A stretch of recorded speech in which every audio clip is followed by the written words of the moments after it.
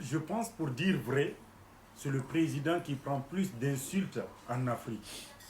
Par exemple, les présidents de l'AES qui l'attaquent sans arrêt. Ouattara, c'est un pantin de la France. Ouattara, c'est l'ennemi de l'Afrique. Ouattara, c'est un traître. Est-ce que vous l'avez entendu répondre? Non. Est-ce que vous l'avez entendu s'exciter? Est-ce que vous l'avez entendu insulter? Est-ce que vous l'avez entendu rentrer dans leur jeu? Non. Est-ce que vous avez entendu Alassane Ouattara une seule fois dire que c'est la France le problème? Est-ce que vous l'avez entendu critiquer la Russie? Est-ce que vous l'avez entendu insulter la Chine, les États-Unis, la Corée? Il ne fait pas. Pourquoi? C'est ça que vous deviez savoir. Pourquoi il ne le fait pas? Parce qu'un vrai leader ne perd pas son temps à polémiquer. Un vrai leader ne gouverne pas avec des slogans. Un vrai leader ne se laisse pas distraire. Un vrai leader ne répond pas aux provocations. Un vrai leader, il travaille. Et moi, je ne suis pas là pour faire la promotion d'Alassane Ouattara.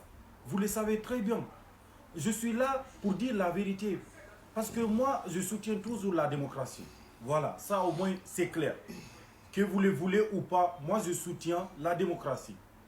Parce que moi, je soutiens toujours la démocratie. Je préfère la démocratie 1000 fois. Même si vous me dites les élections sont truquées, je vous réponds. Je préfère 1000 fois une élection truquée qu'un militaire qui fait un coup d'État, qui prend le pouvoir et qui ne veut plus rendre. On n'est pas dans un royaume. L'Afrique aujourd'hui, c'est plusieurs ethnies, plusieurs régions. C'est mélangé. Tout le monde ne va pas t'aimer. Mais si tu veux montrer que la majorité t'aime, organise des élections. Et si les Ivoiriens voient que tu modifies la Constitution et qu'ils sont d'accord et qu'ils partent voter encore pour toi, qu'est-ce que tu veux y changer? Toi, à l'extérieur du pays, qu'est-ce que tu veux changer? Rien. Parce que c'est au peuple de décider. La Côte d'Ivoire avant Ouattara, c'était quoi? Un pays en guerre, un pays divisé en deux, un pays où personne n'investissait, un pays où les Ivoiriens fuyaient, un pays où l'armée était ingérable, un pays où l'économie était à terre. Et aujourd'hui, regardez, la Côte d'Ivoire, c'est la première économique de l'Afrique de l'Ouest après le Nigeria. Franchement dit, ce type est vraiment bête et ignorant. Il est trop borné. Comme l'a si bien dit le capitaine Ibrahim Traoré, un ignorant ne peut pas être révolutionnaire. Ce type-là est tellement bête. Il dit que lui préfère M. Alassane Ouattara parce que M. Alassane Ouattara est en train de faire la démocratie. Il dit, lui, il préfère que M.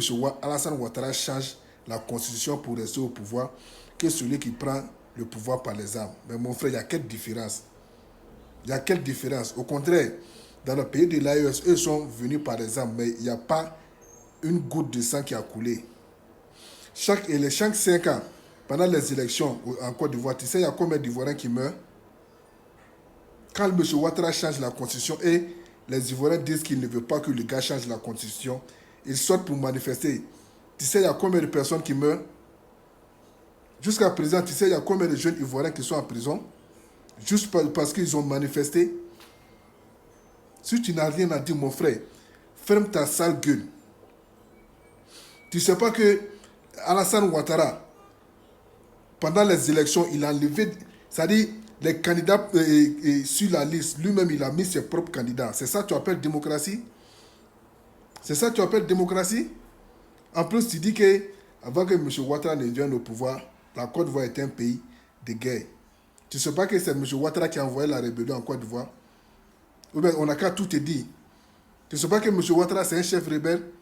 C'est lui qui a envoyé la rébellion? On n'a qu'à tout te dire. Tu ne sais pas que pourquoi M. Ouattara, le fait d'envoyer pourquoi il a envoyé la rébellion?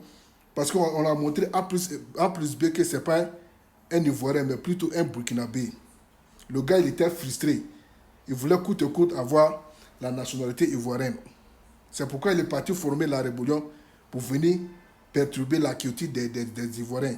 Tu ne peux pas faire de recherche? Tu as quel problème? Tu dis la Côte d'Ivoire est le deuxième pays économique de l'Afrique de l'Ouest, après le Nigeria, selon toi. Tu ne sais pas que la Côte d'Ivoire est endettée avec plus de 42 000 milliards de dettes? Tu ne sais pas ça? Tu ne t'es pas demandé, M. Ouattara, il a créé combien, depuis qu'il est venu, il a créé combien d'usines? Quand on parle d'économie, on parle de l'industrialisation. M. Ouattara, il a créé combien d'usines? Rien. Franchement, va faire des recherches, mon frère. Tu n'as rien à dire.